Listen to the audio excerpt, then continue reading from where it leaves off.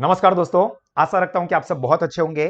My self Bhavin sir from Sahas institute of commerce, your own personalize high tech digital classes. दोस्तों, account subject के अंदर आज के session के अंदर हम लोग हमारा chapter GST means goods and service tax, जो कि आपको एग्जाम के लिए शॉर्ट क्वेश्चन, ऑब्जेक्टिव, एमसीक्यू और वीएसक्यू के लिए काफी इंपॉर्टेंट है। तो आज के इस सेशन के अंदर हम लोग ये जीएसटी चैप्टर में आने वाले जो इंपॉर्टेंट वीएसक्यू है वो सारे के सारे डिस्कस करने वाले हैं। और अगर ये जीएसटी के पूरे चैप्टर को आपको अच्छे से समझना है तो मैंने इसको 3 छोटे छोटे पार्ट में डिवाइड किया है, जो तीनों ही वीडियो आपको हमारे साथ स्मार्ट स्टडीज एप्लीकेशन पर मिल जाएंगे, तो आप वहां से भी देख सकते हैं। इस सेशन के अंदर हम लोग एग्जाम ओरिएंटेड जो वीएसक्यू है वो डिस्कस करेंगे, जो कि आपको एग्जाम में काफी ज्यादा हेल्पफुल होने वाले हैं।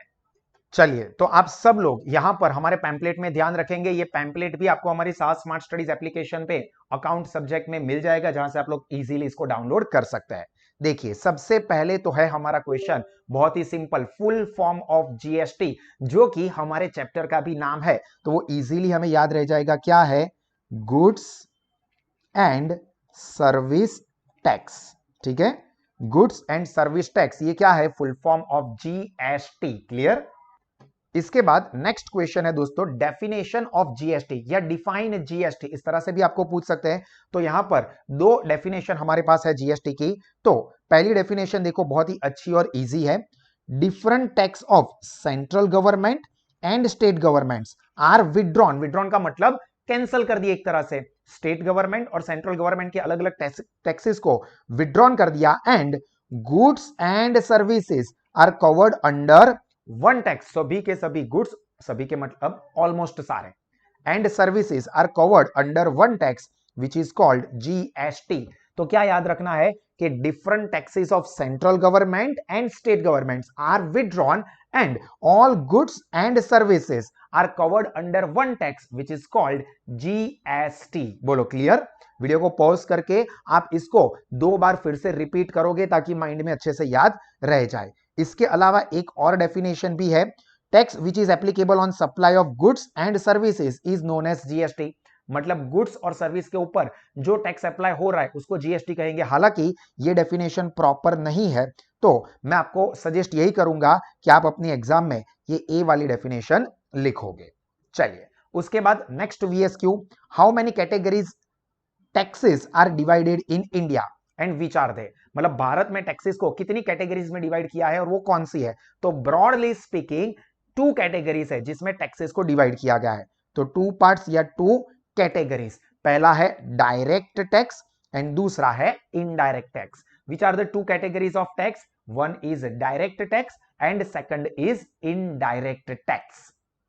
तो बट ऑब्वियस सी बात है कि अब माइंड में आएगा कि सर ये डायरेक्ट टैक्स क्या है, तो ये भी आपको पूछ सकते हैं एग्जाम में।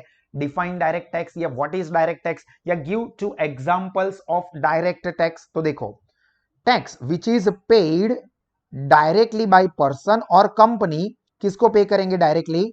To the government is called direct tax. मतलब Bhavin sir directly central government को या स्टेट गवर्नमेंट को डायरेक्टली भाविन सर सीधा टैक्स पे कर देते हैं, तो उसको बोलते हैं डायरेक्ट टैक्स, क्योंकि यहां पर पर्सन या कंपनी खुद सीधा वो गवर्नमेंट को टैक्स पे कर रहा है। तो क्या कहा है definition? Tax which is paid directly by a person और कंपनी, किसको? To the government, is called direct tax. जिसके एग्जांपल अगर हम देखें तो आएगा income tax, corporation tax, wealth tax, capital gain tax जो कि स्टॉक मार्केट के ट्रांजैक्शंस पे लगता है, सिक्योरिटी ट्रांजैक्शन टैक्स जो कि उसी का पार्ट है, gift tax. This all are the example of direct tax जो कि पर्सन या कंपनी खुद सीधा गवर्नमेंट को पे करता है। वहीं पे उसका काउंटर पार्ट देखे तो व्हाट इज इनडायरेक्ट टैक्स, देखो, और उसके 3 या 2 एग्जांपल दो। तो डायरेक्ट टैक्स में क्या होता था कि पर्सन या कंपनी डायरेक्टली गवर्नमेंट को पे करता था, जबकि इनडायरेक्ट टैक्स में क्या होगा? पर्सन या कंपनी डायरेक्टली गवर्नमेंट को नहीं पे करेंगे, वो वाया थर्ड पार्टी गवर्नमेंट तक पहुंचाएंगे। जैसे कि यहां पर ऊपर एग्जांपल में मैंने बताया कि मिस्टर बी, ये भाविन सर है, ये सीधा गवर्नमेंट को टैक्स पे करते हैं, तो ये हो गया डायरेक्ट टैक्स। जबकि इनडायरेक्ट टैक्स क्या है? Tax which is paid by a person और company to government but via third party. मतलब फॉर एग्जांपल भाविन सर है, भाविन सर यहां पर एक शॉप में गए और वहां से उन्होंने कपड़े खरीदे या मोबाइल फोन खरीदा, अभी मोबाइल फोन यहां पर परचेस कर रहे हैं तो वो मोबाइल फोन की कीमत तो देंगे ही, प्लस मोबाइल फोन की प्राइस के ऊपर वो टैक्स भी देंगे। अभी वो टैक्स किसको देंगे? वो मोबाइल कंपनी वालों को या मोबाइल की शॉप वालों को, और वो मोबाइल की शॉप वाले उसमें से जो टैक्स की अमाउंट है वो क्या करेंगे? गवर्नमेंट को पे करेंगे। मतलब यहां पर मोबाइल पे टैक्स मैंने पे किया, बट मैंने गवर्नमेंट को डायरेक्टली नहीं पे किया, मैंने मोबाइल शोरूम वाले को दिया और उसने गवर्नमेंट को मेरे बिहाफ में दिया। तो ये क्या हो गया? इनडायरेक्ट टैक्स, क्योंकि गवर्नमेंट के पास मेरा ये टैक्स सीधा नहीं गया, वो इनडायरेक्टली वाया थर्ड पार्टी पहुंचा है। तो देखिए, tax which is paid by a person और company to government via third party is called indirect tax. Example के तौर पर सेल्स टैक्स या सर्विस टैक्स या custom duty, excise duty, VAT, value added tax, ये सब पुराने समय में जो लगते थे टैक्स, अभी तो इसमें से मेजोरिटी को हटाकर जीएसटी को लागू कर दिया। हालांकि कुछ गुड्स सर्विसेज है जिसमें अभी भी जीएसटी अप्लाई नहीं हुआ है। एंटरटेनमेंट टैक्स जो हम मूवी के टिकट पर पे करते हैं, ये सब एग्जाम्पल है, क्योंकि लाइक हम लोग मूवी देखने गए तो हमने वो, आप देखोगे मूवी की टिकट को तो उसमें जो टिकट के प्राइस होंगे उसमें एंटरटेनमेंट टैक्स आप दे रहे हो वो भी मेंशन होता है, जो कि गवर्नमेंट को जाता है।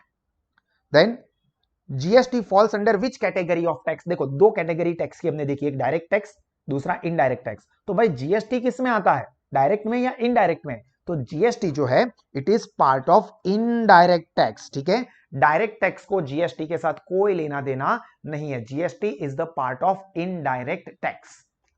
उसके बाद नेक्स्ट क्वेश्चन कि भाई ये जीएसटी जो है, जो कि इनडायरेक्ट टैक्स का पार्ट है, वो कब इंट्रोड्यूस किया गया? व्हेन जीएसटी वाज इंट्रोड्यूस्ड, तो जीएसटी वाज इंट्रोड्यूस्ड ऑन 1 जुलाई 2017। कब? 1 जुलाई 2017। और ये जो जीएसटी है उसका जो गवर्नेंस है, मतलब उसके इंपॉर्टेंट डिसीजन है, वो जीएसटी काउंसिल या जीएसटी कमिटी लेती है। तो ये जीएसटी काउंसिल या कमिटी में कितने लोग होते हैं? Consist of how many members and who are they? मतलब ये जो जीएसटी का गवर्नेंस है वो होता है जीएसटी काउंसिल के द्वारा। तो ये जीएसटी काउंसिल में टोटल कितने मेंबर्स होते हैं और वो कौन कौन होते हैं? तो देखिए, हम लोग यहां पर बुक के हिसाब से फॉलो करेंगे, क्योंकि ये number time to time change भी हो सकता है। तो GST council consist of 33 members. हालांकि ये मेंबर्स अभी अलग है, नंबर चेंज है। क्यों? क्योंकि आप समझो कि जीएसटी काउंसिल में कौन से मेंबर्स होते हैं। तो which includes finance minister of central government, central government के जो फाइनेंस मिनिस्टर होते हैं वो, and finance minister of different states and union territory. वो सभी के जो फाइनेंस मिनिस्टर होते हैं वो ये जीएसटी काउंसिल के मेंबर होते हैं। अभी ऑब्वियस है कि जब जब नंबर ऑफ स्टेट्स या यूनियन टेरिटरीज के अंदर चेंज आएगा तो ये मेंबर्स भी चेंज हो सकते हैं। लाइक आप देखो कि कश्मीर है, जम्मू एंड कश्मीर, तो वो डिफरेंट हो गए। जम्मू अलग कर दिया है, कश्मीर अलग कर दिया है, एक को यूनियन, लद्दाख को अलग कर दिया है, एक को यूनियन टेरिटरी बना दिया है।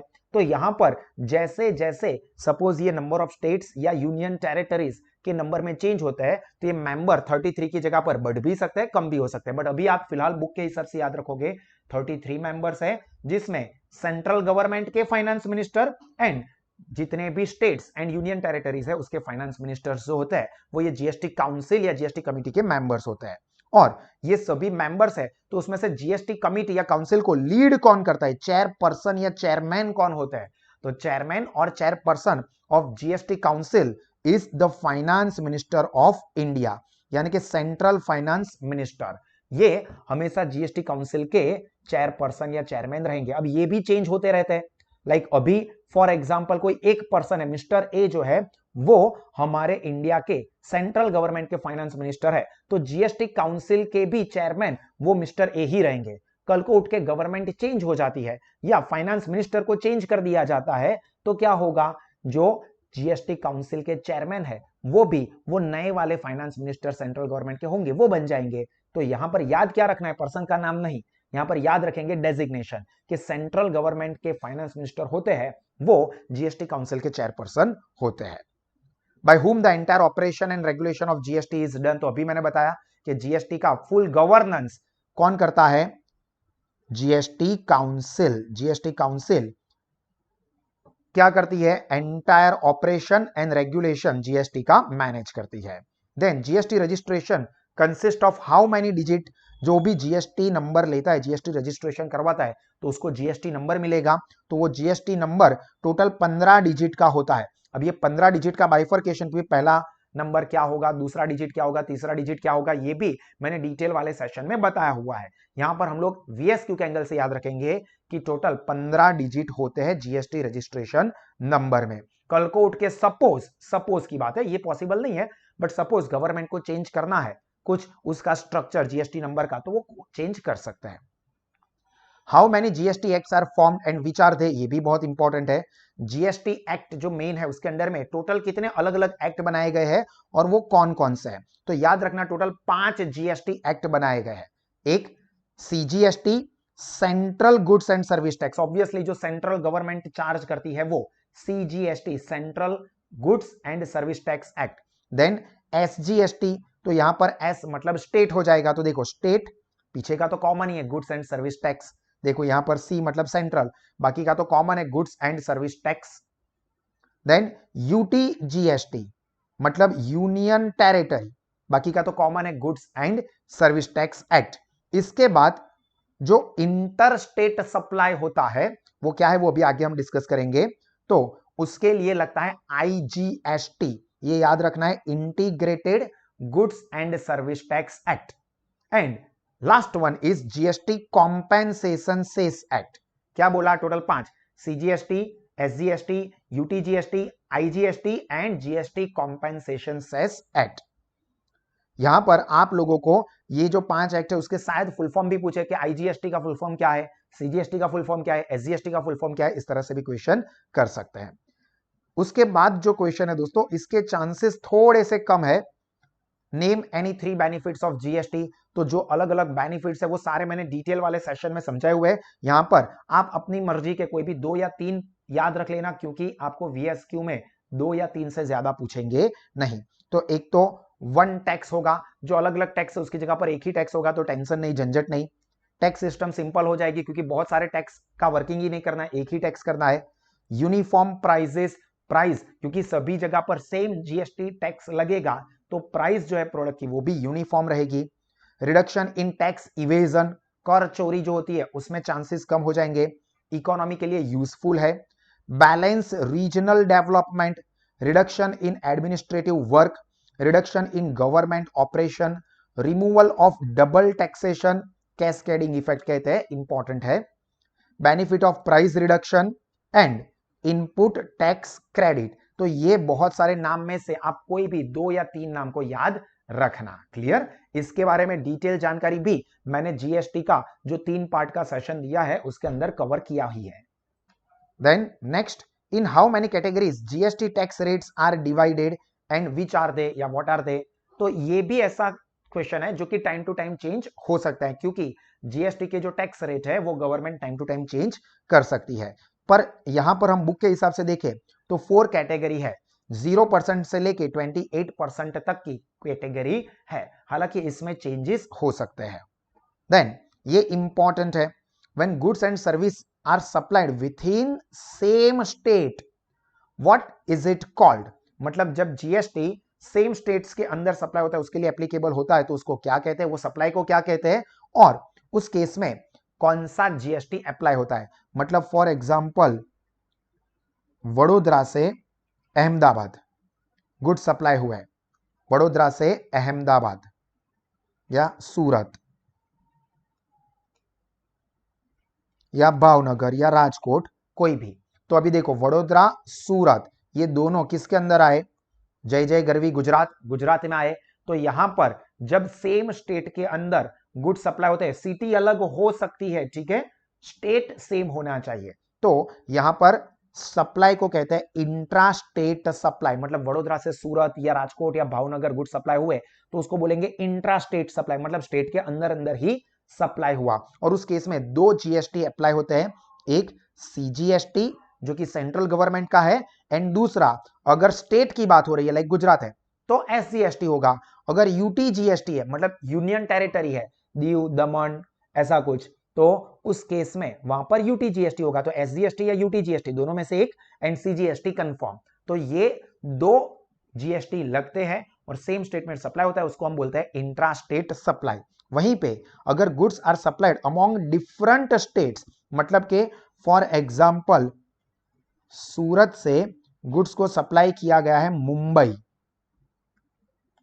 तो देखो सूरत गुजरात का पार्ट है जबकि मुंबई महाराष्ट्र का पार्ट है, तो यहां पर स्टेट चेंज हो गए, तो उस केस में जो जीएसटी सप्लाई हुआ उसको पहले तो हम कहते हैं इंटर स्टेट सप्लाई। नाम में ध्यान रखना, सेम स्टेट के अंदर सप्लाई तो इंट्रा स्टेट, स्टेट अगर चेंज हो जाते हैं तो इंटर स्टेट सप्लाई, और उस केस में एक ही जीएसटी लगता है जिसको बोलते हैं IGST, integrated goods and service tax act.